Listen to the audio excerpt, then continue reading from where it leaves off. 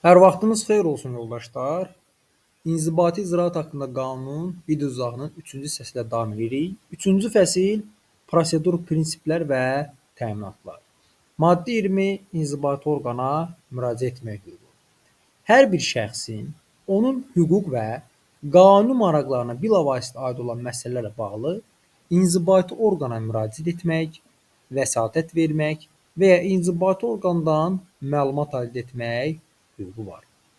Diqqətli olaq burada. İmtahanda yanlış variant kimi sizə yaza bilərlər ki, hər bir şəxsin onun hüquq və bütün maraqlarına bilavasitə aid olan məsələlərlə bağlı.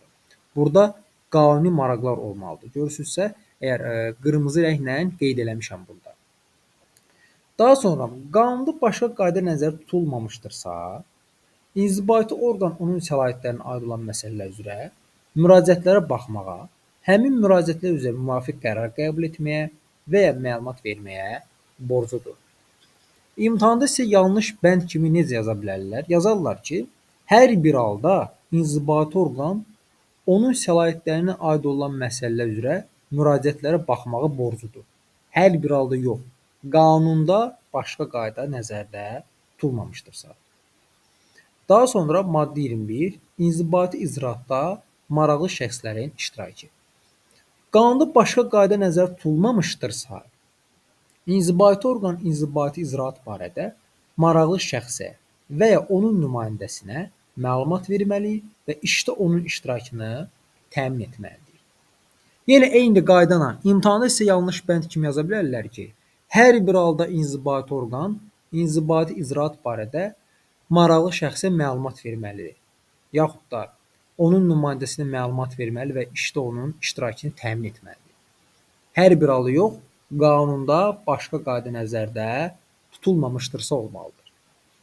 21.2 qanunda başqa hallar nəzərdə tutulmamışdırsa, inzibati aktı qəbul etməzdən əvvəl inzibati orqan onun məzmunu, xüsusilə işin müəyyən edilmiş faktiki halları və həmin işlə bağlı nəzərdə tutulan tədbirlər haqqında maraqlı şəxslərə və ya onların nümayəndələrinə məlumat verməyə və bu barədə onların mülahizələrini dinləməyə borcludur. Yenə eyni qayda ilə fikir verirsinizsə, yazıb ki, qanunda başqa hallar nəzərdə tutulmamışdırsa.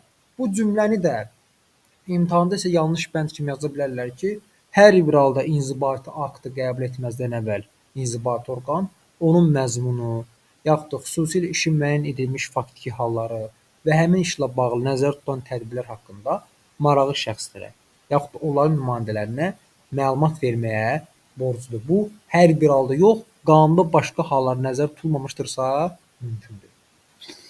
Daha sonra inzibati orqan aşağıdakı hallarda maraqlı şəxslər və onların nümayəndələrini dinləməkdən imtina edə bilər. Bu imtahan sualıdır. Bir də AC kateqoriyası üzrə imtahanda yazıblar ki, sual kimi, inzibati orqan hansı hallarda maraqlı şəxsləri dinləməkdən imtina edə bilər? Deməli, biz bu halları mütləq şəkildə əzbər bilməliyik. 6 haldır. Birinci, maraqlı şəxslərin tələblərinin tam təmin olunduğu inzibati aktın qəbul edilməsi nəzərdə tutulduqda tam təmin olduğu olmalıdır. Qismən təmin olunduğu yazırlar. İctimai və ya dövlət maraqlarına ziyan vura biləcək təhlükənin qarşısının alınması və ya aradan qaldırılması əlaqədar inzibati aktın dərhal qəbul olunması zərurəti yarandıqda, dinləmənin keçirilməsi inzibati aktın qəbul edilməsi ilə bağlı müddətin buraxılması səbəb ola biləcəyi hallarda, ümumi xarakterli sərəncamın və ya çoxlu sayda identik məzmunlu inzibati aktların və avtomatik qurğular vasitəsilə inzibati aktların qəbul edilməsi nəzərdə tutulduqda, barəsində müstəqil şəkildə şikayət verilə bilməyən aralıq inzibati aktın qəbul edilməsi nəzərdə tutulduqda, imtahanda bir də yazıblar ki, barəsində müstəqil şəkildə şikayət verilə bilən aralıq inzibati aktın qəbul edilməsi nəzərdə tutulduğu yazmışlar. Şikayət verilə bilməyən olmalıdır. İnzibati aktların məcburi qaydada icrası ilə bağlı tədbirlərin tətbiqi nəzərdə tutulduğu. Yazmışlar ki, bir dəfə inzibati aktların icrası ilə bağlı tədbirlərin tətbiqi nəzərdə tutulduqda. Bu yanlışdır. Məcburi qaydada icrası ilə bağlı tədbirlərin tətbiqi nəzərdə tutulduqda olmalıdır. Maddə 22 işə baxılmasında qərəzsizlik. İnzibati orqanlar öz səlahiyyətlərini qərəzsiz olaraq həyata keçirməyə borcludurlar. İşin nəticəsinə marağı olan vəzifə şəxs inzibati icraatda iştirak edə bilməz. Maddə 23 inzibati orqan tərəfindən məsləhətlərin və zəruri məlumatların verilməsi. İnzibati orqan ərizə, şikayət və ya vəsatətlərin verilməsində, ərizə, şikayət və ya vəsatətlərdə buraxılmış səhvlərin aşkar edilməsində və onların aradan qaldırılmasında maraqlı şəxsə yardım etməyə, inzibati icraatda iştirak edən şəxsin malik olduğu hüquq və vəzifələri ona izah etməyə borcludur. Yəni, maraqlı şəxs tərəfindən ərizə təqdim olunarsa və həmin ərizələrdə buraxılmış səhvlər olarsa, inzibati orqan həmin buraxılan səhvləri, yəni buraxılmış səhvlərin aşkar edilməsində və həmin səhvlərin aradan qaldırılmasında maraqlı şəxsə yardım etməyə borcludur. Yəni, bu inzibati orqanın vəzifəsidir. Yaxud da inzibati icraatda iştirak edən şəxsin malik olduğu hüquqi vəzifələr var ki, o vəzifələr də həmin şəxsə izah etməyə borcludur. Fiziki və hüquqi şəxslərin müraciətinə əsasən müvafiq inzibati orqan ərizələrin və inzibati icraatla bağlı digər blankların nümunələrini onlara verməyə, yaxud poçt rabitəsi və ya digər elektron rabitə kanalları vasitəsilə göndərməyə borcludur.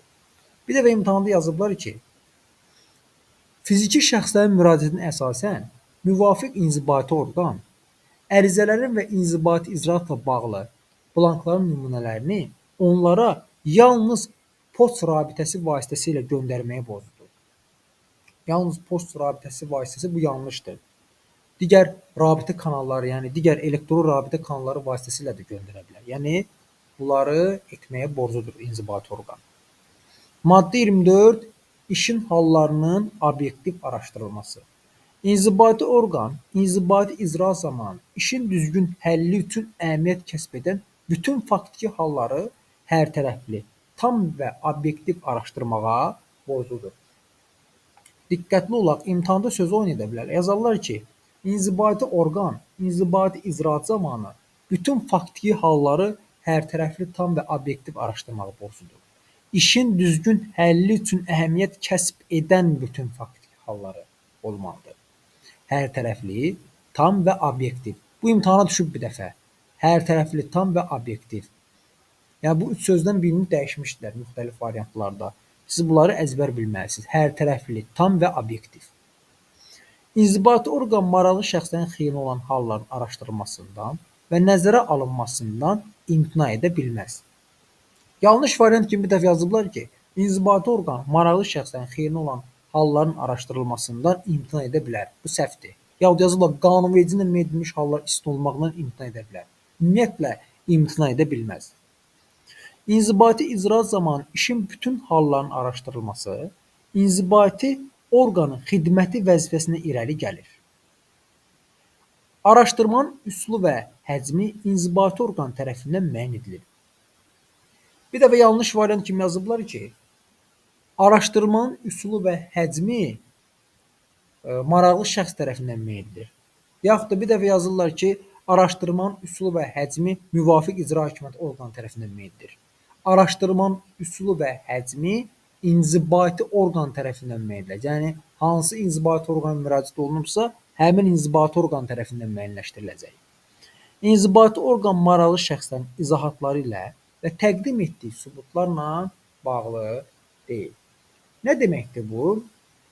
Bu deməkdir ki, inzibati orqan qərar verərkən maraqlı şəxsin dediklərinə və təqdim etdiyi sübutlara əsaslanmaq məcburiyyətində deyil. Daha sonra, təqdim olunmuş sübutlar yetərli olmadıqda, inzibati orqan öz təşəbbüsü ilə əlavə sübutlar toplamağı borcludur. İndi, bir dəfə imtahanda yanlış bənd kimi yazıblar ki, təqdim olunmuş sübutlar yetərli olmadıqda, maraqlı şəxs əlavə sübutlar toplamağa borcludur. Belə yazmışlar. Təbii ki, bu yanlışdır. Çünki inzibati orqan öz təşəbbüsü ilə əlavə sübutlar toplamağa borcludur. Bunu maraqlı şəxs etməyə borclu deyil. İnzibati orqan inzibati icraatda iştirak edən şəxslər tərəfindən təqdim olunmuş və baxılması onun səlahiyyət dairəsinə aid olan ərizə, şikayət və ya vəsatətləri işə aid olmaması və əsassız olması səbəbindən qəbul etməkdən imtina edə bilməz. Diqqətli olun burada.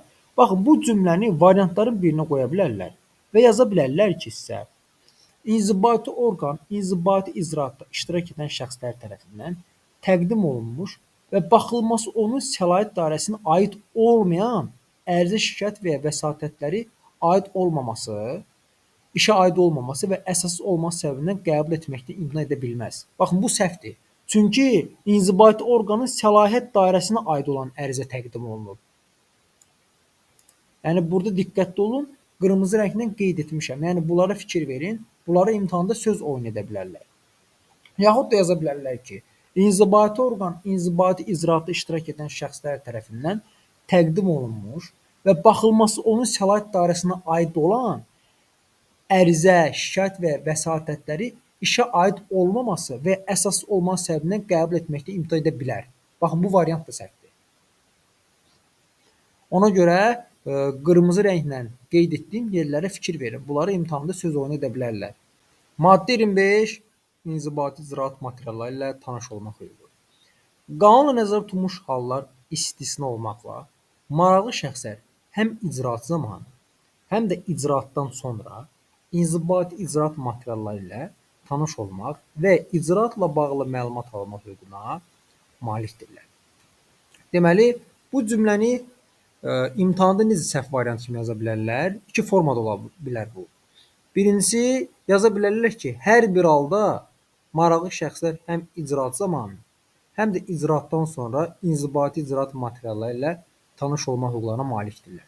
Bu hər bir halda yox, qanun nəzərdə tutulmuş hallar istisna olmaq olmalıdır.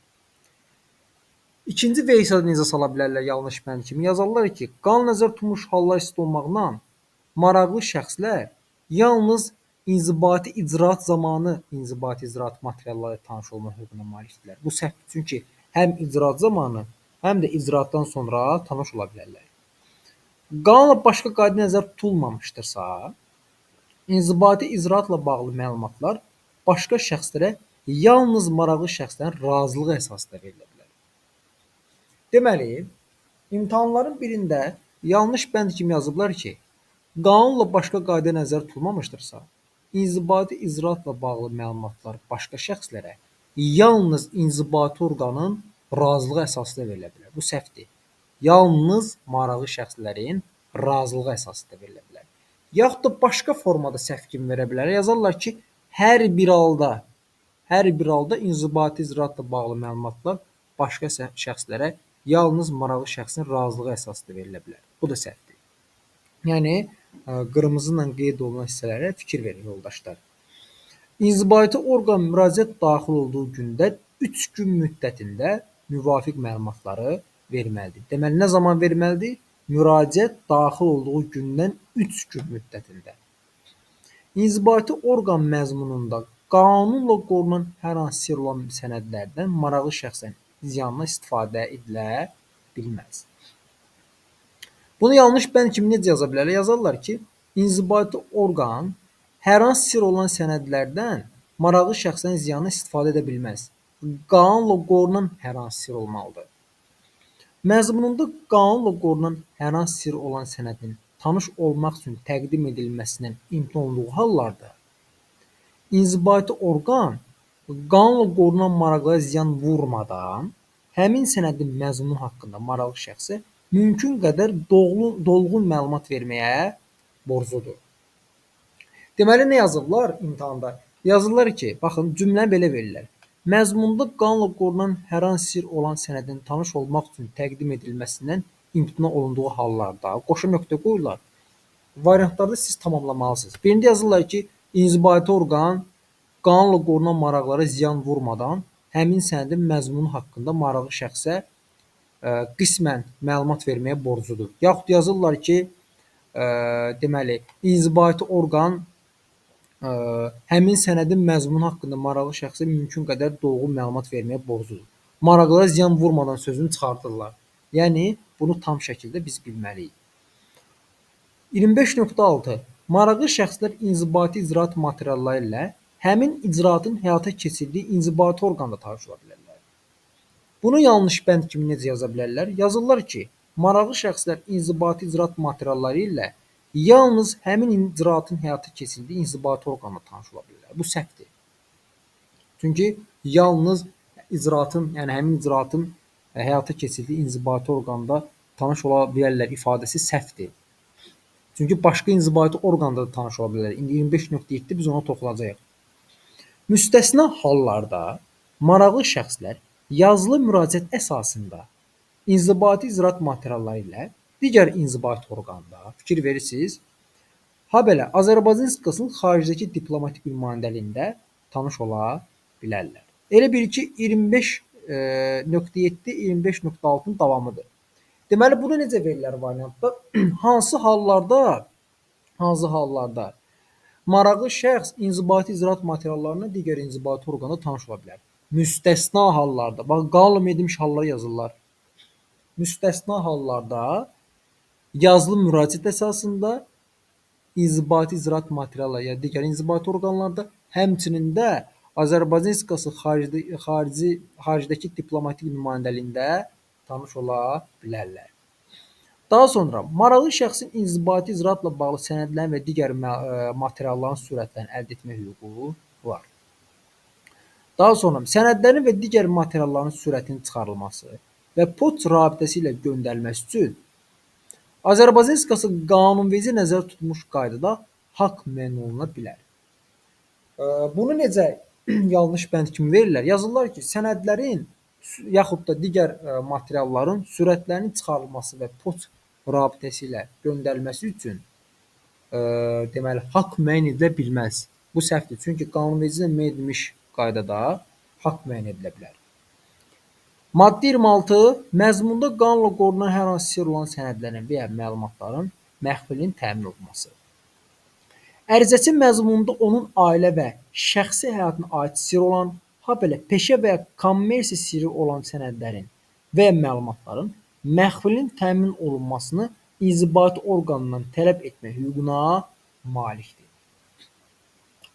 Yəni, əgər ərizəçi məzmununda ailə və şəxsi həyatına aid sirr olan sənədlər olarsa, yaxud da məlumatlar olarsa, həmin məlumatların məxfiliyinin təmin olunmasını inzibati orqandan tələb edə bilər. Yəni, bu onun hüququdur. Maddə 27 inzibati icraatın aparıldığı dil. İnzibati icraat Azərbaycan Respublikasının dövlət dilində və ya müəyyən ərazi əhalisi əksəriyyətinin dilində aparılır. Sizin qarşınıza imtahanda belə bir cümlə çıxacaq variantların birində. İnzibati icraat müəyyən ərazi əhalisi əksəriyyət dilində aparıla bilər. Bu düzdür yoldaşlar, bunu səhv götürməyin. Çünki burada və ya ilə verir, fikir verirsiniz, ya dövlət dilində aparılır, ya da ki, müəyyən ərazi əhalisinin əksəriyyətinin dilində aparılır. İnzibati icraatda iştirak edən və icraatın aparıldığı dili bilməyən şəxslərə tərcüməçinin xidmətindən istifadə etmə hüququ izah və təmin olunacaq. Sual düşür ki, imtahanda inzibati icraatda iştirak edən və icraatın aparıldığı dili bilməyən şəxslərin hansı hüquqları izah və təmin olunur? Deməli, tərcüməçinin xidmətlərindən istifadə etmək hüququ. İnzibati icraatda iştirak edən və ixtisaslaşmış vasitəçilərin köməyinə ehtiyacı olan, əlilliyi olan şəxslər ixtisaslaşmış vasitəçilərin xidmətləri ilə təmin edilirlər. Bu halda ixtisaslaşmış vasitəçilər bu qanun məqsədləri üçün tərcüməçi hesab olunur. İnzibati icraatda iştirak edən şəxslərə sənədlər və məlumatlar icraatın aparıldığı dildə verilir. Yəni, icraat hansı dildə aparılacaqsa, sənədlər və məlumatlar da icraatın aparıldığı dildə veriləcək. 4-cü fəsil inzibati icraat. Maddə 28 inzibati icraatın başlanması üçün əsaslar. İnzibati icraatın başlanması üçün əsaslar aşağıdakılar. Baxın, bunlar imtahan sualı yoldaşlar. Bunların hər birini bilməlisiniz. Fiziki və hüquqi şəxsin ərizəsi, inzibati orqanın təşəbbüsü və ya qanunla nəzərdə tutulmuş hallarda inzibati orqanın inzibati aktı qəbul etmək vəzifəsi. Diqqətli olaq burada, imtahanda yanlış bənd kimi sizə sala bilərlər ki, inzibati orqanın təşəbbüsü və ya inzibati orqanın inzibati akt qəbul etmək vəzifəsi. Qanunla nəzərdə tutulmuş hallarda ifadəsini çıxara bilərlər və belə tək verə bilərlər. Bu yanlışdır. Daha sonra inzibati aktdan şikayət verildiyi halda inzibati şikayət. Bu qanun 28.1.1 və 28.1.3-cü maddələr nəzərdə tutulmuş hallarda, yəni 1.1 ilə 1.3-cü bənddə nəzərdə tutulmuş hallarda inzibati icraat müvafiq olaraq ərizənin və şikayətin qeydiyyata alındığı andan başlanır. Yəni 3-ündə yox, 1.1 ilə 1.3-də ərizənin yaxud da şikayətin qeydiyyata alındığı andan başlayacaq. Amma 1.2-də isə fərqli cürdür. Deməli, 1.2-ci maddəsi nəzərdə tutulmuş hallarda inzibati icraat maraqlı şəxsə icraat haqqında məlumat verildiyi və ya maraqlı şəxsin münasibətdə ilk prosessual hərəkətin həyata keçirdiyi andan başlar. Misal üçün, sual kimi sala bilərlər ki, inzibati orqanın təşəbbüsü olduğu halda nə zaman başlayacaq inzibati icraat? Sizə götürüb yaza bilərlər ki, müvafiq olaraq ərizənin və ya şikayətin qeydiyyata alındığı andan başlayacaq. Bu təbii ki, səhvdir. Bu 1.1 ilə 1.3-cü hallara aiddir. 1.2-də isə fərqli cürdür. Daha sonra bu qanun 28.1.1 və 28.1.2-ci maddələrinə nəzərdə tutulmuş əsaslar üzrə icraat, yəni inzibati icraat, bu fəsildə müəyyən olunmuş qaydalar uyğulanaraq aparılır. Yəni 4-cü fəsilə uyğun olaraq aparılır. Bu qanun 28.1.3-cü maddəsi nəzərdə tutulmuş əsaslar üzrə inzibati icraat, bu qanun 7-ci fəsildə müəyyən edilmiş xüsusiyyətlər nəzərə alınmaqla bu fəsildə müəyyən olunmuş qaydalara uyğulanaraq həyata keçirilir. Yəni yoldaşlar, 1.3-cü maddədə nəzərdə tutulan əsas ki var ki, inzibati aktdan şikayət verildiyi halda inzibati şikayət əsası üzrə inzibati icra 7-ci fəsildə müəyyən edilən xüsusiyyətlər nəzərə alınaraq 4-cü fəsildə müəyyən olunmuş qaydalara uyğulanaraq həyata keçiriləcək. Daha sonra maddə 29 ərizə və ya vəsatətlərin təqdim edilməsi.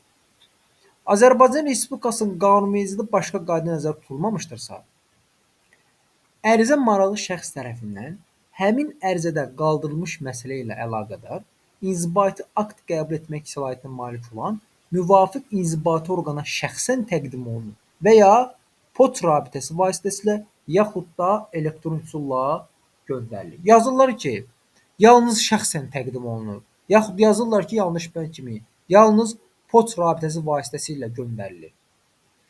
Bir də burada nəyə fikir verin yoldaşlar? Azərbaycan Respublikasının qanunvericiliyində başqa qayda nəzərdə tutulmamışdırsa, ərizə maraqlı şəxs tərəfindən həmin ərizədə qaldırılmış məsələ ilə əlaqədar inzibati akt qəbul etmək səlahiyyətinə malik olan müvafiq inzibati orqana şəxsən təqdim olunur. Yazırlar ki, hər bir halda şəxsən təqdim olunur ərizə. Yəni Azərbaycan Respublikasının qanunvericiliyində başqa qayda nəzərdə tutulmamışdırsa, şəxsən təqdim olunur. Yəni bu ifadəni dəyişib yerinə hər bir halda yaza bilərlər imtahanda.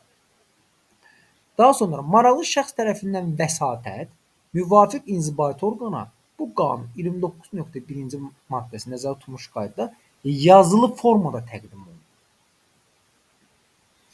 Maddə 30 ərizənin forması və məzmunu. Ərizə yazılı formada tərtib olunmalıdır. Ərizədə aşağıdakı məlumatlar göstərilməlidir. Deməli, baxaq hansı məlumatlar ərizədə göstərilməlidir. Bunlar imtahan sualıdır yoldaşlar.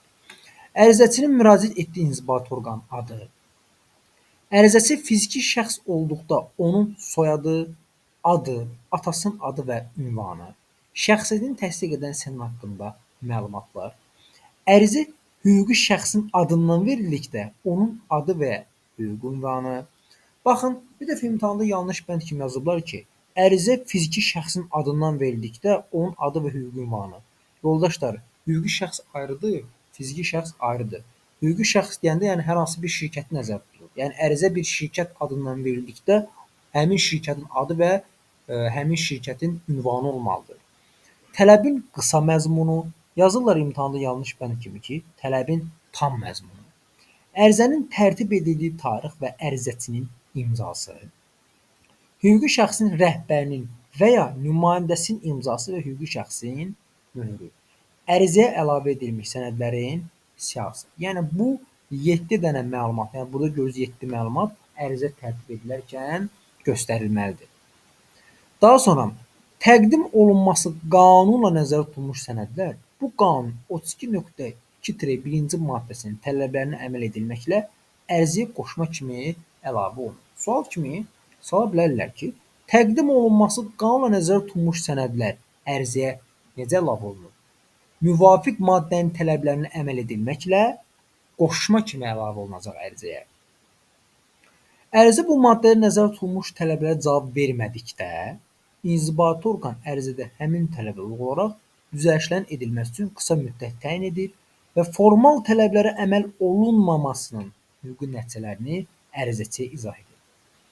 Bir dəfə variantların birində yanlış bənd kimi yazıblar ki, imtahanda. Ərizə müvafiq maddədə nəzərdə tutulmuş tələblərə cavab vermədikdə qoşa nöqtə qoymuşlar. Birində yazmışlar ki, inzibati orqan ərizəni geri qaytarır. İnzibati orqan ərizəyə baxılmasını imtina edir. Bunlar yanlış bəndlərdir. Doğru cavab belə olmalıdır. İnzibati orqan ərizədə həmin tələblərə uyğun olaraq düzəlişlərin edilməsi üçün qısa müddət təyin edir və formal tələblərə əməl olunmaması hüquqi nəticələrini ərizəçiyə izah edir.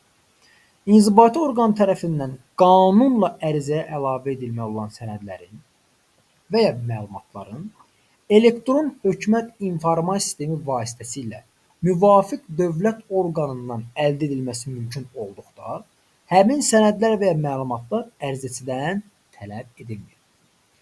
Yoldaşlar, bəzi sənədlər var ki, onlar qanunla ərizəyə əlavə edilməlidir və həmin sənədlər elektron hökumət informasiya sistemi vasitəsilə müvafiq dövlət orqanı əldə etməsi mümkün olduqda, onları ərizəçidən tələb edilməsinə yol verilmir. Yəni, ərizəçidən tələb edilə bilməz. Belə sənədlərin və ya məlumatların elektron hökumət informasiya sistemi vasitəsilə əldə edilməsi mümkün olmadığı hallarda, onların təqdim edilməsi ərizəçinin razılığı ilə sorğu əsasında müvafiq dövlət orqanından tələb olunur və ərizəçi tərəfindən təmin edilir. Baxın, bir dəfə sual kimi salıblar imtahana. Yazıblar ki, qanunla ərizəyə əlavə edilməli olan sənədlər yaxud da məlumatlar elektron hökumət informasiya sistemi vasitəsilə əldə edilməsi mümkün olmadığı hallarda qoşa nöqtə qoymuşlar və 4 dənə variantın müxtəlif bəndlər qoymuşlar. Doğru cavab nə olmalıdır? Həmin sənədlərin təqdim edilməsi ərizəçinin razılığı ilə sorğu əsasında müvafiq dövlət orqanından tələb olunur və ya ərizəçi tərəfindən təmin edilir. Yəni, sizin doğru cavabınız buradakı ifadə olmalıdır. Yəni, yadınızda saxlayın yoldaşlar, bu sual bir dəfə düşüb imtahana. Həmin sənədlər bu qanunun 32.4-cü maddəsinə uyğun olaraq kağız daşıyıcıda və elektron sənəd formasında təqdim edilə bilər. Yazırlar ki, qanunla ərizəyə əlavə edilməli olan sənədlər yalnız kağız daşıyıcı təqdim edilə bilər. Amma bu səhvdir, çünki kağız daşıyıcı təqdim edilə bilər, yaxud da elektron sənəd formasında da təqdim edilə bilər. Maddə 31 ərizə və ya vəsatətlərin qəbul edilməsi və ya qeydiyyata alınması. İnzibati orqan ərizəçi tərəfindən şəxsən təqdim olunmuş və ya poçt rabitəsi vasitəsilə daxil olmuş ərizəni qəbul etməli və həmin gündə qeydiyyata almalıdır. Diqqətli olaq burada. İmtahanda yanlış bənd kimi yazmışlar ki, bir dəfə inzibati orqan ərizəçi tərəfindən şəxsən təqdim olunmuş və ya poçt rabitəsi vasitəsilə daxil olmuş ərizəni qəbul etməli və 3 gün ərzində qeydiyyata almalıdır. 3 gün yox, həmin gün qeydiyyata almalıdır. Niyə 3 gün salıblar var? Çünki inzibati icraat haqqında qanunda ən çox istifadə olunan müddətlərdir bunlar. 3 gün, 15 gün, 5 gün. Yəni, həmin istifadə olunan müddətləri gətirib salırlar bura. Yəni, tələbəni çaşdırmaq üçün. Təbii ki də, tələbə bu qədər materialı yadda saxlaması qeyri-mümkündür. Daha sonra, inzibati orqan ərizənin qəbul edildiyi gündən ən gecə 3 gün müddətində ərizənin qeydiyyat tarixi və nömrəsi haqqında ərizəçiyə arayış verməyə və göndərməyə borcludur. Bu müddətə də fikir verin yoldaşlar, bu da düşür imtahana. Daha sonra inzibati orqan vəsatəti qəbul etməyə və icraat materiallarını əlavə etməyə borcludur. Bir dəfə imtahanda sual çalmışlar ki, inzibati icraat haqqında qanuna əsasən doğru bəndi seçin. Variantların birini yazmışlar ki, inzibati orqan vəsatəti qəbul etməyə və icraat materiallarını əlavə etməyə borclu olmaya bilər. Bu səhvdir. Borcludur olmalıdır. Maddə 32. Əlavə sənədlərin və ya məlumatların tələb olunması. İnzibati orqan 3 gün müddətində ərizənin Bu qanun 30-cu maddəsində nəzərdə tutulmuş tələbə uyğunluğunu yoxlayır. Ərizəçi qanun və digər normativ hüquqi aktlarda nəzərdə tutulan və işin həlli üçün zəruri olan sənədləri və ya məlumatları təqdim etmədiyi halda inzibati orqan bu qanun 32.2-1-ci maddəsinin tələblərini nəzərə alaraq əlavə sənədlər və ya məlumatların təqdim olunmasını tələb edə bilər. İndi diqqətli olaq burada. Bu da düşüb bir dəfə imtahana. Yazıblar ki, ərizəçi qanun və digər normativ hüquqi aktlarda nəzərdə tutulan və işin həlli üçün zəruri olan sənədlər və məlumatları təqdim etmədiyi hallarda qoşa nöqtə qoymuşlar və variantlara müxtəlif bəndlər qoymuşlar. Birində yazmışlar ki, inzibati orqan həmin ərizəni geri qaytarır, yaxud yazmışlar ki, baxılmasını saxlayır. Deməli, nə olmalıdır cavab? İnzibati orqan müvafiq maddənin tələblərini nəzərə alaraq əlavə sənədlərin və məlumatların təqdim olunmasını tələb edə bilər. Daha sonra inzibati orqan inzibati icraat üçün zəruri olan və digər inzibati orqanın sərəncamında olan sənədlərin və məlumatların ərizəçi tərəfindən əldə olunmasını tələb edə bilməz. Yanlış bəndə yazırlar ki, inzibati orqan inzibati icraat üçün zəruri olan və digər inzibati orqanın sərəncamında olan sənədləri ərizəçi tərəfindən tələb edə bilməz. İnzibati icraat üçün zəruri olan və digər inzibati orqanın sərəncamında olan sənədlər və məlumatları inzibati orqan özü əldə edir. Yəni, digər inzibati orqanların sərəncamında olan sənədləri inzibati orqan özü əldə edəcək. Bir şey dediyimsə, yoldaşlar, burada bir diqqətli olun. Yazarlar ki, sizə inzibati orqan inzibati icraat üçün zəruri olan sənədləri ərizəçi tərəfindən əldə edilməsini tələb edə bilməz.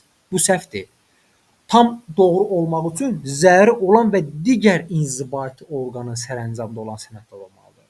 Çünki bəzi sənədlər var ki, icraat üçün zəruri olan, onları tələb edə bilər. Yalnız hansı sənədləri tələb edə bilməz? Digər inzibati orqanın sərəncamında olan sənədləri tələb edə bilməz. İnzibati orqan həmin sənədlərin və məlumatların əldə olunmasını ərizəsindən tələb etməsi, İnzibati Xətalar Məcəlləsinə uyğun olaraq inzibati məsuliyyətə səbəb olur. Yoldaşlar, diqqətli olaq burada. Sizə imtahanda belə bir cümlə yazacaqlar. Yazacaqlar ki, inzibati orqanın icraat üçün zəruri olan və digər inzibati orqanın sərəncamında olan sənədləri və məlumatları əldə olunmasını ərizəsindən tələb etməsi inzibati məsuliyyət səbəb olur. Çox tələbə İnzibati Xətalar Məcəlləsinə uyğun olaraq sözünü görmədiyi üçün gedib səhv götürür. Yoldaşlar, bu səhv deyil. İnzibati məsuliyyət səbəb olur. İnzibati Xətalar Məcəlləsinə uyğun olaraq ifadəsini çıxartmaqlarında məqsəd odur ki, sizi çaşdırsınlar.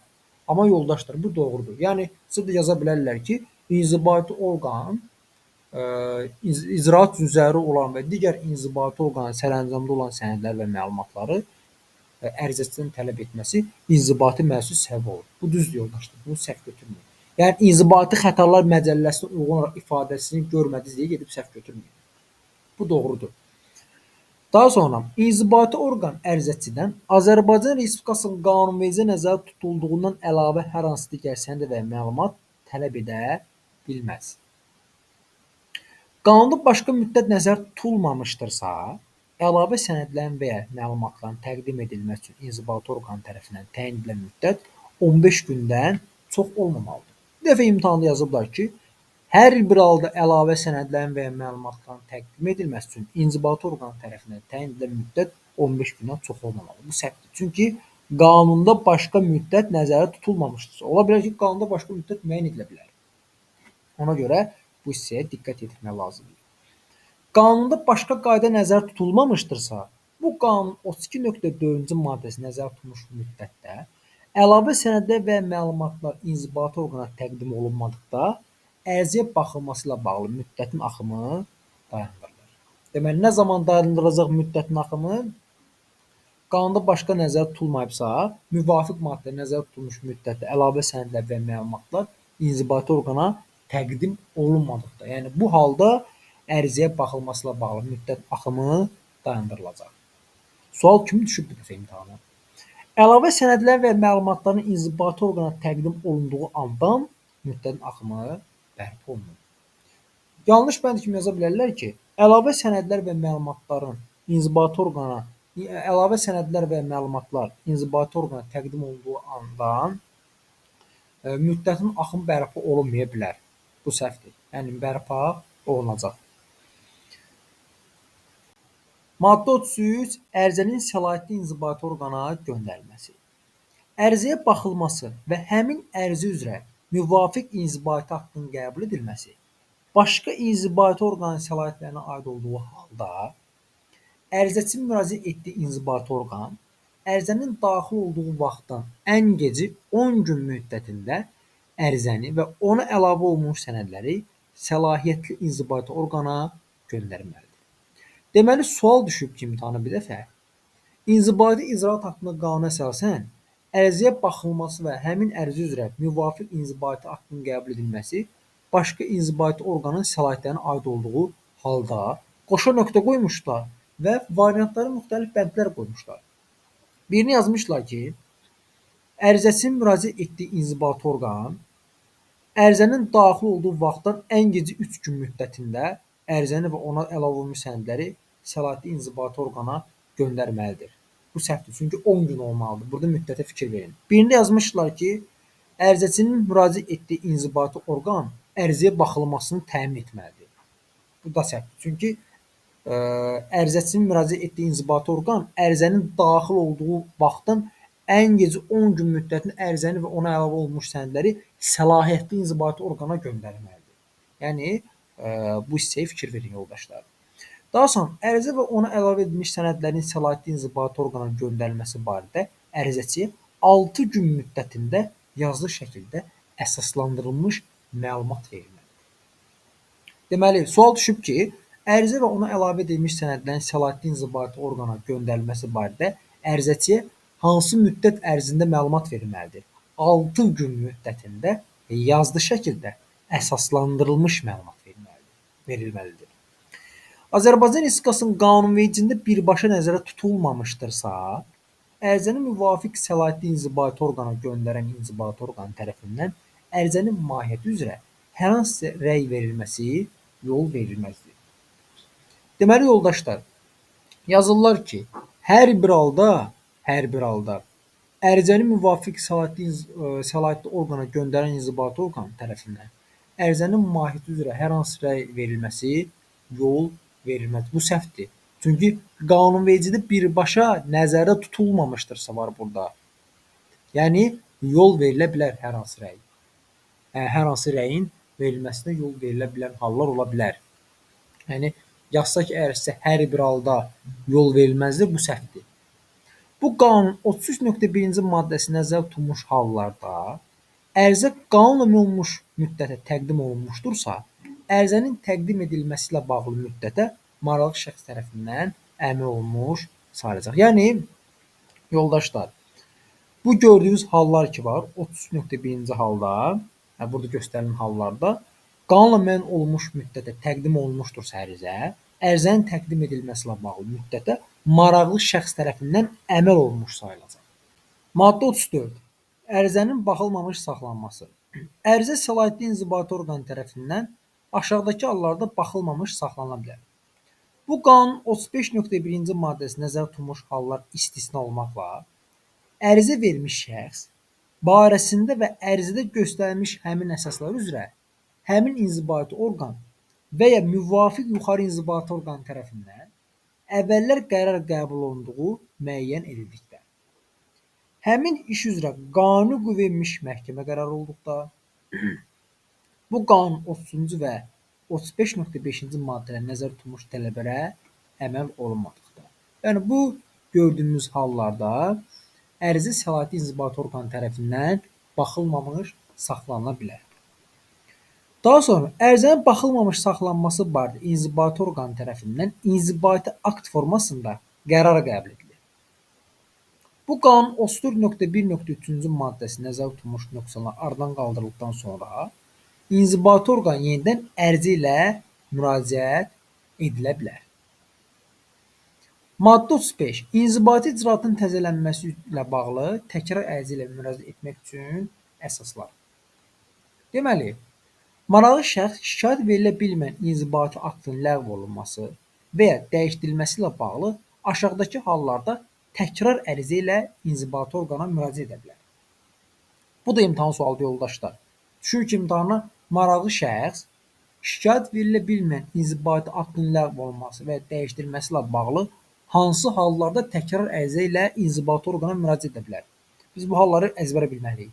Birinci, inzibati aktın qəbul olunması üçün əsas olmuş faktiki və hüquqi hallar maraqlı şəxsin xeyrinə dəyişdikdə. İmtahanda yanlış variant kimi yazırlar ki, maraqlı şəxsin xeyrinə dəyişmədikdə.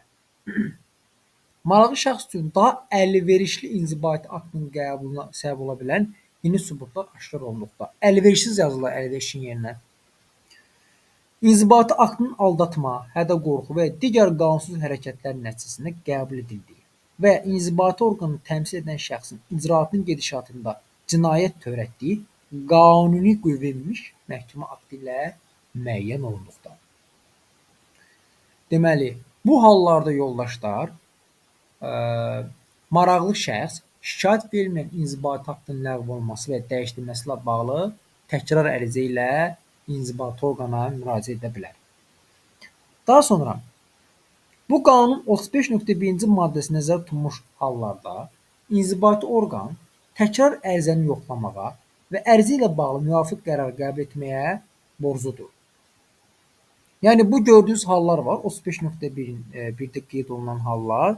Bu hallarda inzibati orqan təkrar ərizəni yoxlamağa və ərizə ilə bağlı müvafiq qərar qəbul etməyə borcludur. Ərizə yalnız o halda qəbul edilir ki, maraqlı şəxs icraatı təzələmək üçün bu qanun 35.1-ci maddəsi nəzərdə tutulmuş, bu və ya digər əsasın əvvəlki icraat zamanı təqdim edilməsinin ondan asılı olmayan səbəblərə görə mümkün olmadığını əsaslandırsın. Bunu sadə dildə necə deyə bilərik yoldaşlar? Əgər kimsə işə yenidən baxılması üçün ərizə verirsə və həmin ərizə yeni bir fakta əsaslanırsa, onda inzibati orqan bu ərizəni yalnız o halda qəbul edir ki, həmin fakt əvvəlki icraatda təqdim olunmamış olsun və bu təqdim olunmamağın səbəbi həmin şəxsdən asılı olmasın. Ərizə 3 ay müddətinə təqdim olunmalıdır. Müddətə fikir verək, imtahana sual kimi salaq. Yəni salaq ki, ərizə hansı müddət təqdim olunmalıdır? 3 ay müddətində. Müddətin axımı icraatı təzələmək üçün əsas olan halların maraqlı şəxsə məlum olduğu gündən başlanır. Yəni bu imtahana sual düşür ki, bu 3 ay müddətin axımı nə zaman başlayır? İcraatı təzələmək üçün əsas olan halların maraqlı şəxsə məlum olduğu gündən. Yazırlar ki, inzibati orqana məlum olduğu gündən. Maraqlı şəxsi dəyişib yerinə inzibati orqan yazırlar. İnzibati icraatı təzələmək üçün təkrar ərizə ilə müraciət etmək imkanı verən əsaslar ərizədə qeyd olunmalıdır. Həmin əsaslar ərizədə qeyd olunmadığı halda inzibati orqan ərizənin baxılmamış saxlanması haqqında inzibati akt qəbul edəcək. İmtahanda bir dəfə yazıblar ki,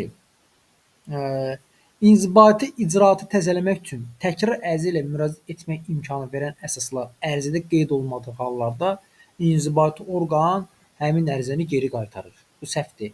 Baxılmamış saxlanması haqqında inzibati akt qəbul edir inzibati orqan. Maddə 36 inzibati icraatda iştirakçılar. Aşağıdakı şəxslər inzibati icraatı iştirakçıları sayılır. Bu da imtahan sualıdır yoldaşlar. Buna da diqqət yetirmək lazımdır. Deməli, inzibati icraatı həyata keçirən və müvafiq inzibati akt qəbul etmək səlahiyyəti olan inzibati orqan, barələrində inzibati aktın qəbul edilməsi nəzərdə tutulan və inzibati aktın qəbul edilməsi haqqında ərizə ilə müraciət etmiş fiziki və hüquqi şəxslər, inzibati orqan tərəfindən iştirakçı kimi icraata cəlb olunmuş fiziki və hüquqi şəxslər, bunlar inzibati icraatın iştirakçıları sayılır. Bu da imtahan düşür yoldaşlar. Bunu da mütləq şəkildə bilməliyik. Yalnız yetkinlik yaşına çatmış və tam fəaliyyət qabiliyyəti olan şəxslər ərizə ilə müraciət etmək və inzibati icraatda digər prosessual hərəkətlər həyata keçirmək hüququna malikdirlər. Yazırlar ki, yetkinlik yaşına çatmayanlar ərizə ilə müraciət etmək və inzibati icraatda digər prosessual hərəkətlər həyata keçirmək hüququna malikdirlər. Və yazırlar ki, qanun edilmiş hallar istisna olmaqla. Bu səhvdir yoldaşlar. yalnız yetkin yaşına çatmış və tam fəaliyyət qabiliyyəti olan şəxslər ərizə ilə müraciət etmək və inzibati icraatda digər prosessual hərəkətləri həyata keçirmə hüququna malikdirlər. Qəbul olunması nəzərdə tutulan inzibati aktın digər fiziki və hüquqi şəxslərin hüquqlarına və qanunla qorunan maraqlarına birbaşa təsir edəcək güman olunduğu hallarda inzibati orqan həmin şəxslərin üçüncü şəxs qismində icraatda iştirakını təmin etməyə borcludur. Burada qanunla qorunan maraqların yerinə bütün maraqlar yaza bilərlər. Daha sonra 36.4. Qəbul olunması nəzərdə tutulan inzibati akt üçüncü şəxslərin qanunla qorunan maraqlarına toxunacağı halda inzibati orqan onları öz təşəbbüsü ilə və ya həmin şəxslərin vəsatətinə əsasən iştirakçı kimi icraata cəlb edə bilər. Diqqətli olun burada yoldaşlar, imtahanı yanlış bənd kimi sala bilərlər ki, qəbul olunması nəzərdə tutulan inzibati akt üçüncü şəxslərin qanunla qorunan maraqlarına toxunacağı halda inzibati orqan yalnız öz təşəbbüsü ilə həmin şəxsləri iştirakçı kimi icraata cəlb edə bilər. Bu yanlışdır təbii ki, çünki ya öz təşəbbüsü ilə cəlb edə bilər, ya da həmin şəxslərin vəsatətinə əsasən cəlb edə bilər. İcraata iştirakçı kimi cəlb olunan üçüncü şəxslər icraat iştirakçılarının malik olduğu bütün hüquq və vəzifələrə malikdirlər. İştiraki məcburi olan üçüncü şəxs icraata cəlb olunduğu halda icraatın sonunda qəbul olunmuş inzibati akt ona münasibətdə də etibarlı olur və onun üçün hüquq və vəzifələr yaradır. Tutalım, bir şəxsdir və həmin şəxsin icraata cəlb edilməsi məcburidir üçüncü şəxs qismində.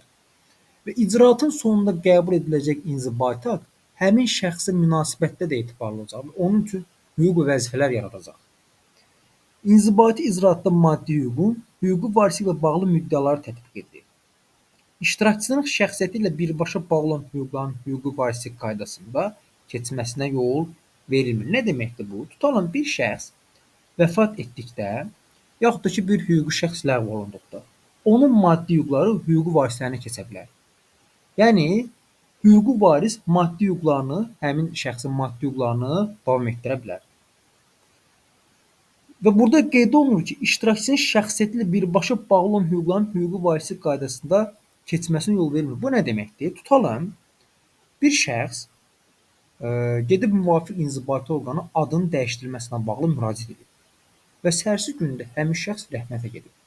Onun varisləri, yəni hüquqi varisləri, oğlu, qızı, yaxud da həyat yoldaşı gedib həmin müvafiq inzibati orqana deyə bilməz ki, mən atamın adını dəyişdirmək hüququnu davam elətdirmək istəyirəm, bunu həyata keçirmək istəyirəm. Bu olmaz. Çünki həmin şəxsin şəxsiyyəti ilə birbaşa bağlı olan hüququdur. Onun hüquqi varislik qaydasında keçməsinə yol verilmir. Maddə 37. İnzibati icraatda nümayəndəlik. Fiziki və hüquqi şəxs inzibati icraatda şəxsən iştirak edə bilər və yaxud da nümayəndə vasitəsilə təmsil oluna bilər. Şəxsin inzibati icraatda şəxsən iştirakı onun həmin iş üzrə nümayəndə ilə təmsil olunmaq hüququndan məhrum etmir. Yəni ki, şəxs inzibati icraatda şəxsən iştirak etsə belə, onun nümayəndə ilə təmsil olunmaq hüququ məhdudlaşdırılmır. Yəni, nümayəndə ilə də təmsil oluna bilər icraatda. Nümayəndənin səlahiyyətləri Azərbaycan Respublikasının qanunverici hüququ olaraq rəsmiləşdirilmiş etibarnamə ilə təsdiq olunur. Sual düşür ki, imtahana, nümayəndənin səlahiyyətləri nə ilə təsdiq olunur? Qanunvericilik hüququ olaraq rəsmiləşdirilmiş etibarnamə ilə təsdiq olunur. Yazılar məhkəmə qərarı ilə təsdiq olunur. Bu səhvdir. Nümayəndə təmsil etdiyi şəxsin adından icraatla bağlı bütün prosessual hərəkətləri yerinə yetirmək hüququna malikdir. Fəaliyyət qabiliyyəti olmayan və ya məhdud fəaliyyət qabiliyyəti sayılmış fiziki şəxsləri inzibati icraatda onların qanuni nümayəndələri təmsil edir. Deməli, fəaliyyət qabiliyyəti olmayan yaxud da məhdud fəaliyyət qabiliyyəti sayılmış fiziki şəxsləri inzibati icraatda onların qanuni nümayəndələri təmsil edəcək. Qanuni nümayəndələri inzibati orqana öz səlahiyyətlərini təsdiq edən sənədi təqdim etməlidirlər. Qanuni nümayəndələr icraatda iştirak etməyi nümayəndə qismində seçdikləri başqa şəxsə tapşıra bilərlər. Yazırlar ki, imtahanda yanlış bənd kimi, qanuni nümayəndələr icraatda iştirak etməyi nümayəndə qismində başqa şəxsə tapşıra bilməzlər. Bu yanlışdır. Çünki burada görürsünüz qeyd olunur və qırmızı rənglə qeyd etmişəm mən. Nümayəndə qismində seçdikləri başqa şəxsə tapşıra bilərlər. Nümayəndə təmsil etdiyi şəxsin maraqlarını vicdanla müdafiə etməyə borcludur. İnzibati orqan inzibati icraatda həmin orqanın rəhbəri, onun müavini və həmin orqanın rəhbəri tərəfindən təyin olunmuş digər vəzifəli şəxs vasitəsilə təmsil olunur. İmtahanda yanlış bənd kimi bir dəfə yazıblar ki, inzibati orqan inzibati icraatda yalnız həmin orqanın rəhbəri vasitəsilə təmsil olunur. Bu səhvdir. Çünki həmin orqanın rəhbərinin müavini yaxud da həmin orqanın rəhbəri tərəfindən təyin olunmuş digər vəzifəli şəxs vasitəsilə təmsil oluna bilər. Yəni yalnız həmin dövlət orqanı rəhbəri tərəfindən təmsil olunmur. Qanunda başqa qayda nəzərdə tutulmamışdırsa, inzibati orqan inzibati icraatla bağlı bütün məsələlər üzrə nümayəndəyə müraciət edir. Yazırlar ki, yanlış bənd kimi, hər bir halda inzibati orqan inzibati icraatla bağlı bütün məsələlər üzrə nümayəndəyə müraciət edir. Bu yanlışdır. Çünki burada fikir versəz, qanunda başqa qayda nəzərdə tutulmamışdırsa yazıb. Yəni istisna hal qoyub burada.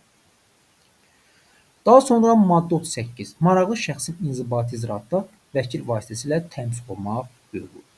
Maraqlı şəxsin inzibati icraatda vəkillə təmsil olunmaq və vəkilin yardımından istifadə etmək hüququ vardır. Çox rahat və çox asan bir maddədir. İnzibati icraatda vəkil qismində qanunverici ilə müəyyən olunmuş qaydada fəaliyyət göstərən vəkillər iştirak edə bilərlər. Maddə 39. Xərclər.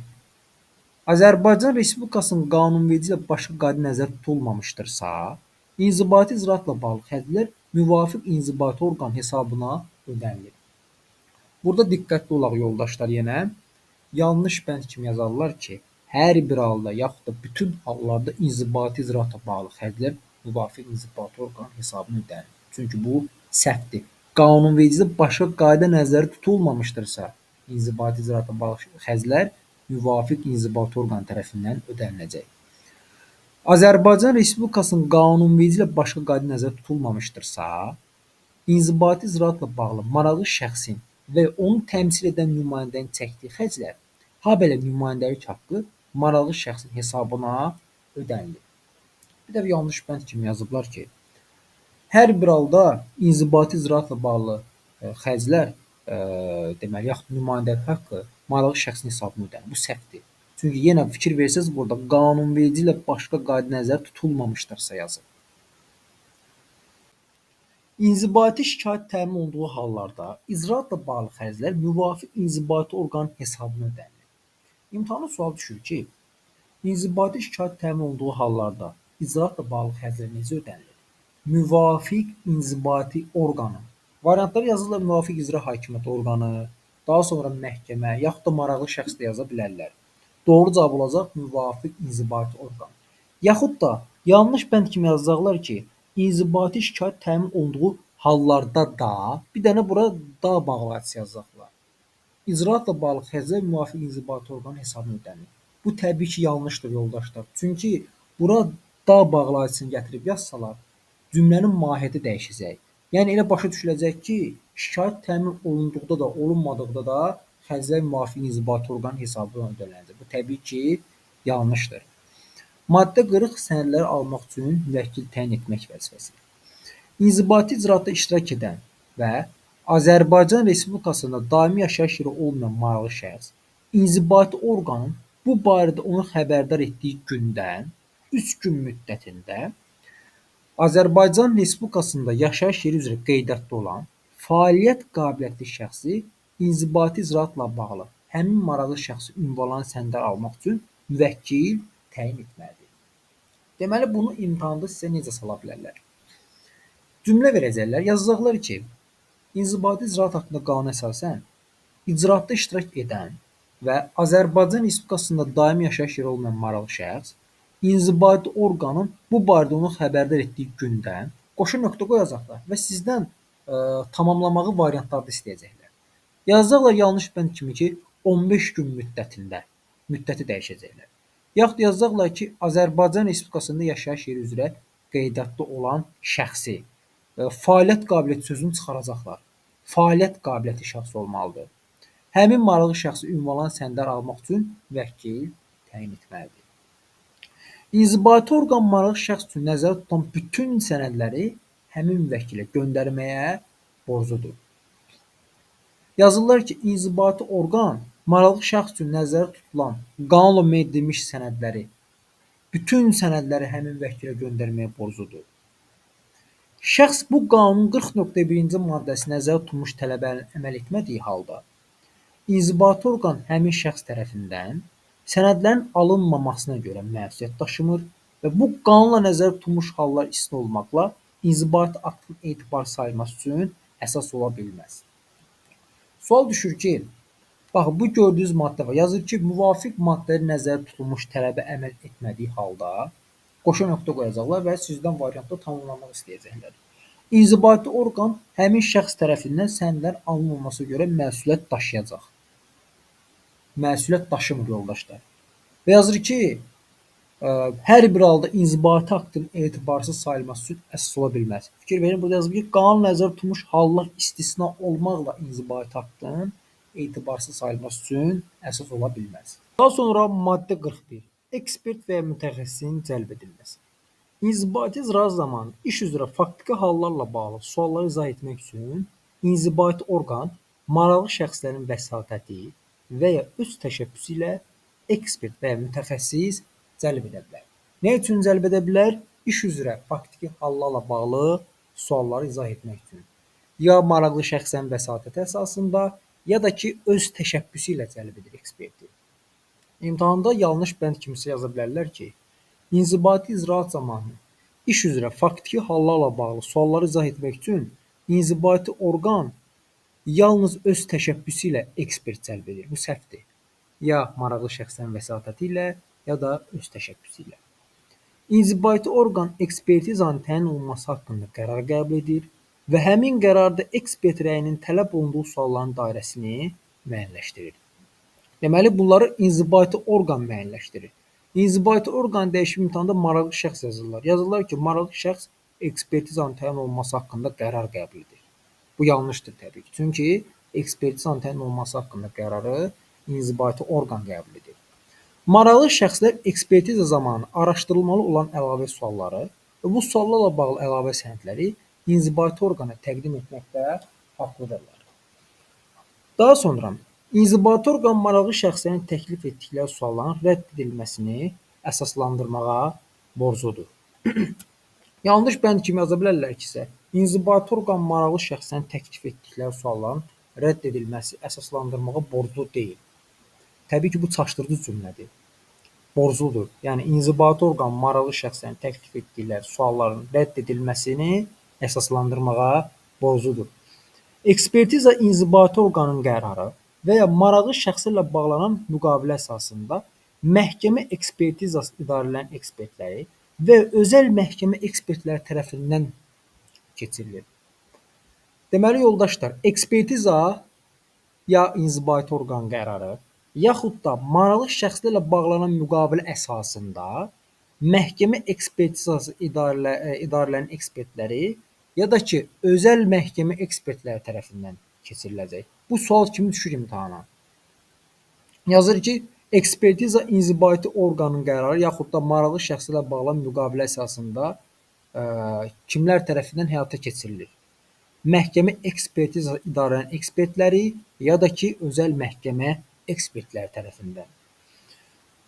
Azərbaycan Respublikasının qanunvericiliyində başqa müddət nəzərdə tutulmamışdırsa, ekspertiza təyin edilməsi haqqında inzibati orqanın qərarı məhkəmə ekspertizası idarəsinə daxil olduğu vaxtdan 30 gündən gec olmayaraq yazılı formada rəy verir, onu öz imzası ilə təsdiq edir və dərhal inzibati orqana göndərir.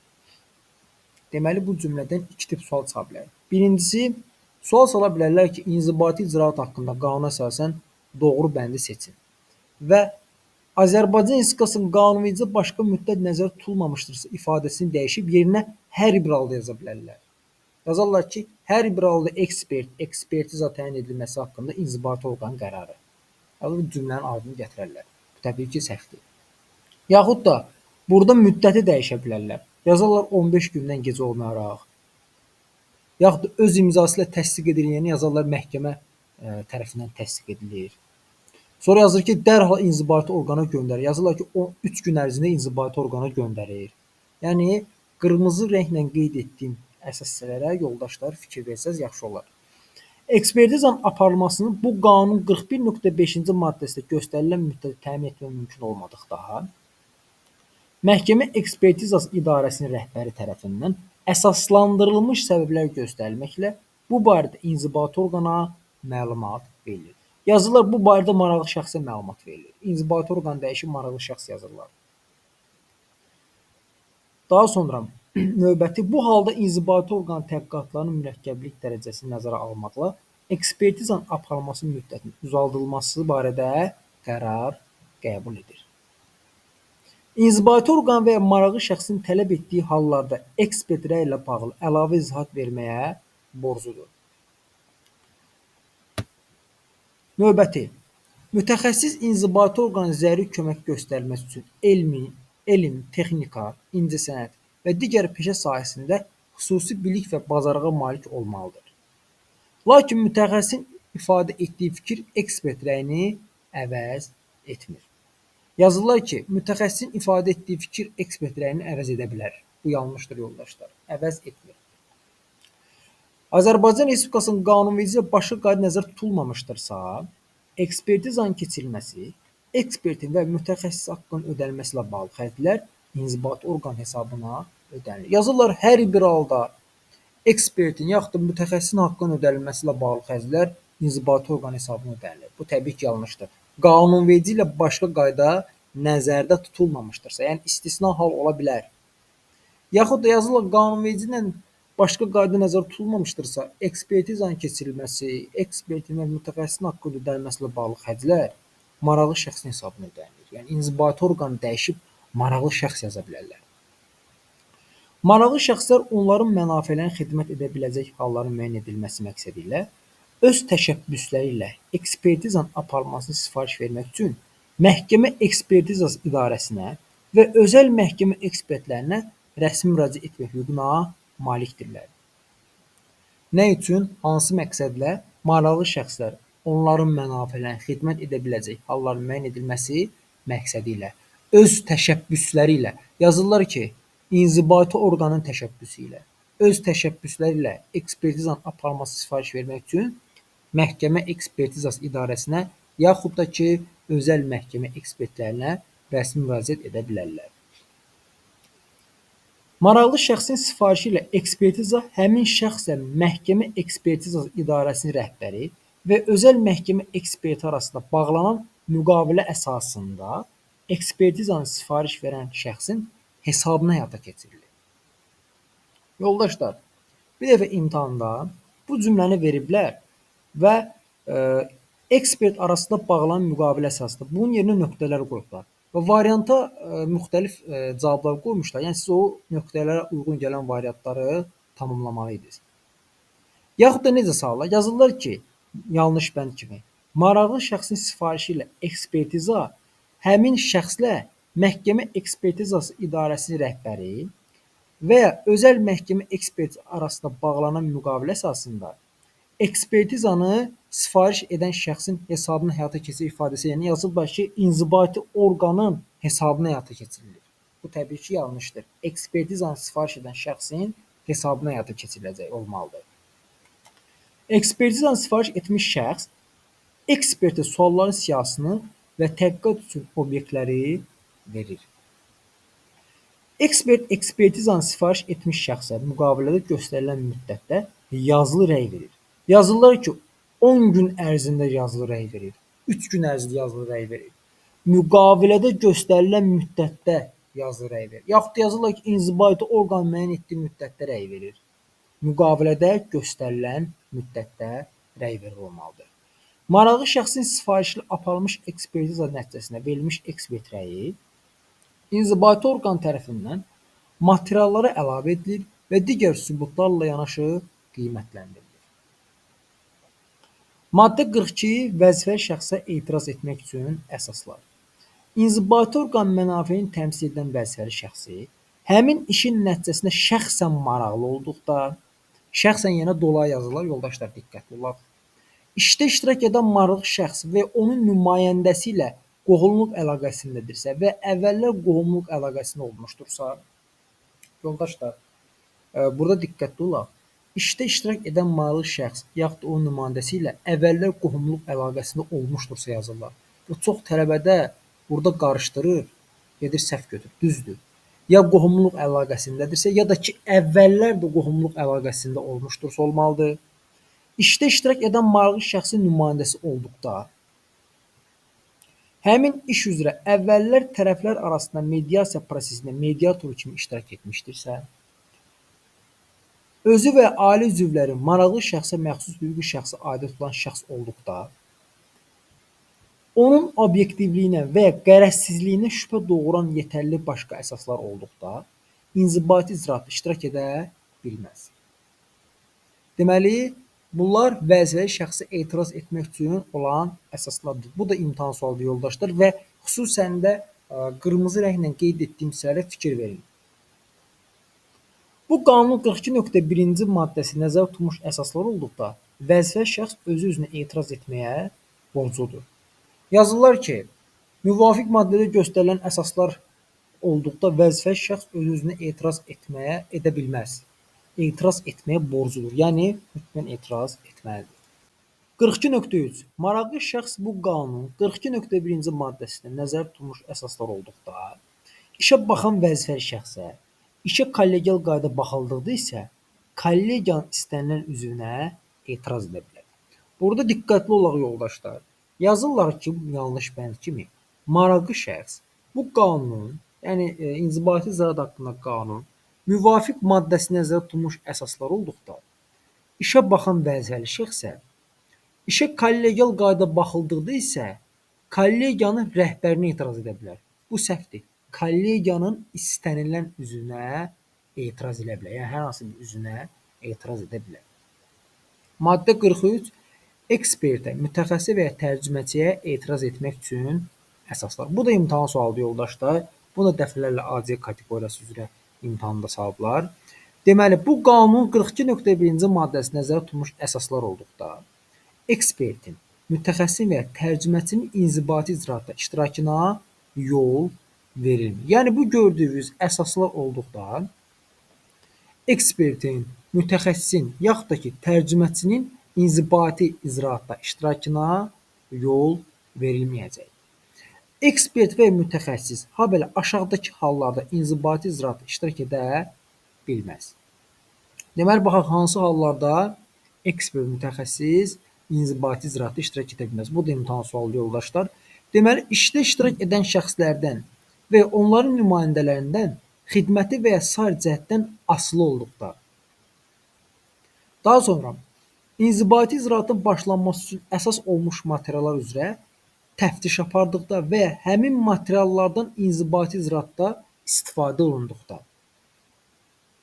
Bu hallarda ekspert ya da mütəxəssis inzibati icraatda iştirak edə bilməz. Daha sonra maddə 44 etiraz haqqında ərizələ baxılması və həll edilməsi qaydası. Vəzifəli şəxsin özü-özünə etiraz etməsi və vəzifəli şəxsə etiraz etmə haqqında ərizə iş üzrə inzibati akt qəbul olunana qədər yazılı formada verilməli və əsaslandırılmalıdır. Baxın, sual salırlar ki, imtahana, inzibati icraat haqqında qanuna əsasən doğru olan variantı seçin. Daha doğrusu, yazırlar ki, inzibati icraat haqqında qanuna əsasən vəzifəli şəxsin öz-özünə etiraz etməsi və vəzifəli şəxsə etiraz etmə haqqında ərizə iş üzrə inzibati akt qəbul olunana qədər qoşa nöqtə qoyurlar və siz də cümləni tamamlamalısınız. Yazılı formada verilməli və əsaslandırılmalıdır. Yazılı formada verilməli və təsdiq edilməlidir. Yaxud yazılı yazılı formada verilməli 3 gün ərzində qəbul edilməlidir. Yəni, bu tip variantları qoyurlar yoldaşlar. Etiraz haqqında ərizəyə etirazın verildiyi vaxtdan ən gecə bir gün müddətində baxılmalıdır. Burada da yoldaşlar müddətə fikir verin. Etiraz haqqında ərizəyə hansı müddət ərzində baxılmalıdır? Etirazın verildiyi vaxtdan ən gecə bir gün müddətinə baxılmalıdır. Bir dəfə imtahana bir günü yerinə 3 gün yazıblar. Etiraz haqqında ərizəyə etiraz edilən vəzifəli şəxsin birbaşa rəhbəri və həmin inzibati orqan rəhbəri tərəfindən baxılır və müvafiq qərar qəbul edilir. Deməli, etiraz haqqında ərizəyə hansı subyektlər tərəfindən baxılır? Deməli, etiraz edilən vəzifəli şəxsin birbaşa rəhbəri ya da ki, həmin inzibati orqanın rəhbəri tərəfindən baxılacaq və müvafiq qərar qəbul ediləcək. İnzibati orqan rəhbərinin etiraz haqqında ərizəyə müvafiq nəzarət orqanı tərəfindən baxılır və qərar qəbul edilir. Kollegial orqan üzvünün etiraz haqqında ərizəyə etiraz edilən vəzifəli şəxsin iştirakı olmadan kollegial orqan üzvləri tərəfindən baxılır və bu barədə səs çoxluğu ilə müvafiq qərar qəbul edilir. Deməli, yoldaşlar, bir dəfə AC kateqoriyası üzrə imtahanda variantları birində yazıblar ki, kollegial orqan üzvünə etiraz haqqında ərizəyə etiraz edilən vəzifəli şəxsin iştirakı ilə kollegial orqan üzvləri tərəfindən baxılır. Deməli, etiraz edilən vəzifəli şəxsin iştirakı olmadan, amma testdə isə yazmışlar ki, iştirakı ilə baxılır. Təbii ki, bu yanlış bənddir. İnzibati orqan etirazla bağlı qərar barədə maraqlı şəxsə bu qanun nəzərdə tutulmuş qaydada məlumat verməlidir. Yəni, inzibati icraat haqqında qanun nəzərdə tutulmuş qaydada məlumat verməlidir. Etirazla bağlı qərardan bu qanunla olmuş qaydada şikayət verilə bilər. Yəni, inzibati icraat haqqında qanunla olmuş qaydada şikayət verilə bilər. Yazırlar ki, inzibati xətalar məcəlləsində verilmiş qaydada şikayət verilir. Bu, təbii ki, səhvdir. Bu qanun dedikdə inzibati icraat haqqında qanun nəzərdə tutulur. Maddə 45 inzibati icraatda sübutlar.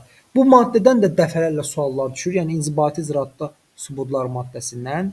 Yəni tez-tez buradan suallar salırlar imtahana. Deməli, inzibati orqan işin faktiki hallarının müəyyən olunması üçün yararlı və zəruri hesab etdiyi sübutları müstəqil şəkildə toplar və nəzərə alır.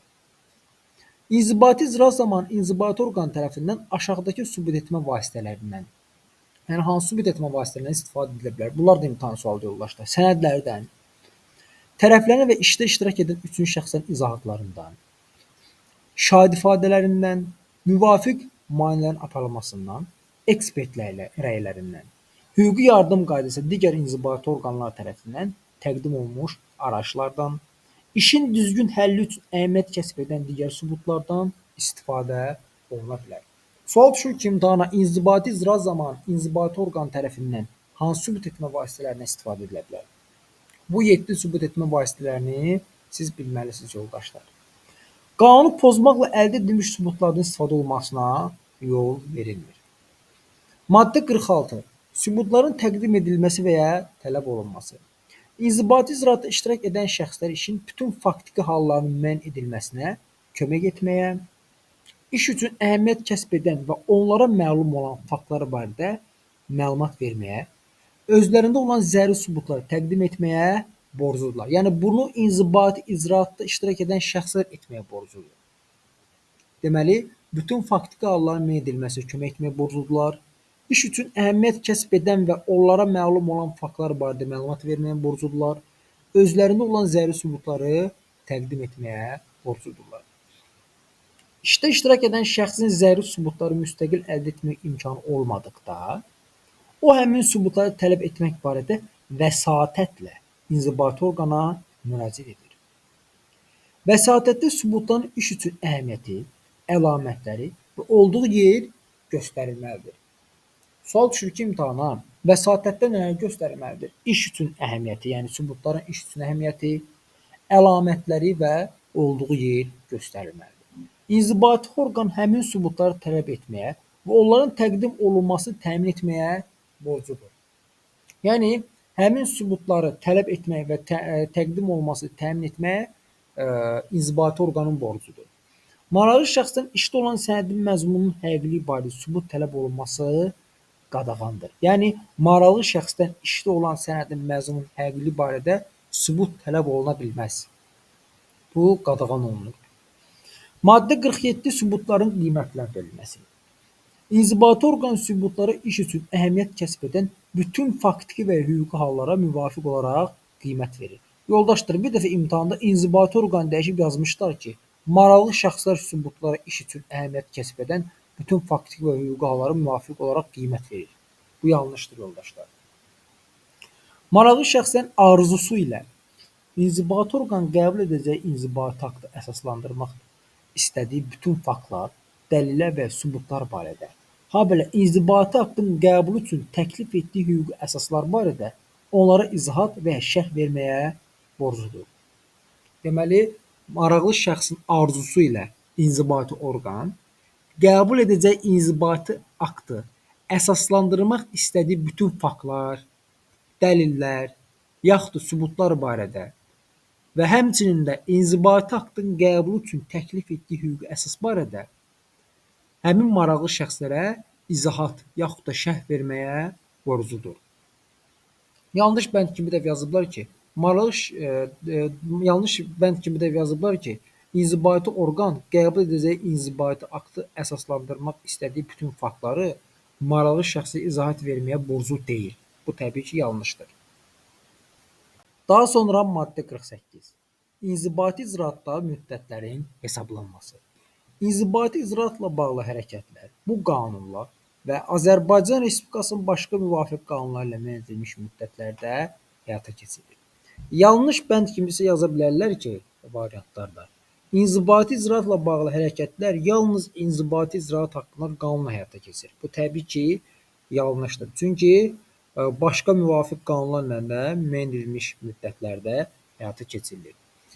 Qanunla müəyyən olunmuş müddətin axımı, müddətin başlanğıcının təyin edildiyi təqvim tarixindən və ya hadisənin baş verməsindən sonraki gündən başlanır. Sual düşür ki, qanunla müəyyən olunmuş müddətin axımı nə zaman başlayır? Deməli, müddətin başlanğıcının təyin edildiyi təqvim tarixindən ya da ki, hadisənin baş verməsindən sonraki gündən başlayır. Yazırlar ki, qanunla müəyyən olunmuş müddətin axımı yalnız müddətin başlanğıcının təyin edildiyi təqvim tarixini hesablanır. Təbii ki, bu yanlışdır. Ya müddətin başlanğıcının təyin edildiyi təqvim tarixindən ya da ki, hadisənin baş verməsindən sonraki gündən başlanılır. Müddətlər qanunla müəyyən edilmədiyi hallarda onlar inzibati orqan tərəfindən təyin edilir. Yanlış bənd kimi bir dəfə imtahana yazıblar ki, müddətlər yalnız qanunla müəyyən edilir. Bu təbii ki, yanlış. Çünki qanunla müəyyən edilə bilməyən hallar da var ki, bu hallarda da müddət inzibati orqan tərəfindən təyin ediləcək. İnzibati orqan tərəfindən təyin edilmiş müddətin axımı həmin orqanın maraqlı şəxsi bu barədə məlumatlandırdığı andan yaxud Azərbaycan Respublikası qanunverici nəzərdə tutulmuş hallarda müvafiq məlumatın rəsmi elan olunduğu andan başlanılır. Baxın, sual düşür ki, deməli, inzibati orqan tərəfindən təyin edilmiş müddətin axımı nə zaman başlayır? Deməli, iki halda ola bilər bu. Bir, deməli, həmin inzibati orqanın maraqlı şəxsi bu barədə məlumatlandırdığı andan ya da ki, Azərbaycan Respublikasının qanunverici nəzərdə tutulmuş hallarda müvafiq məlumatın rəsmi elan olunduğu andan başlayacaq. Yəni yazılar ki, bütün hallarda müvafiq məlumatın rəsmi elan olunduğu andan başlayacaq. Səhvdir bu. Çünki qanunverici nəzərdə tutulmuş hallarda müvafiq məlumatın rəsmi elan olunduğu andan başlanılır olmalıdır.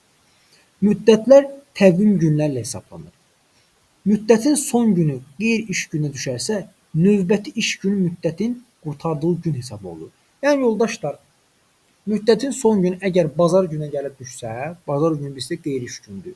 O zaman növbəti iş günü, yəni birinci gün, üzümüzə gələn birinci gün, deməli, müddətin qurtardığı gün hesab ediləcək.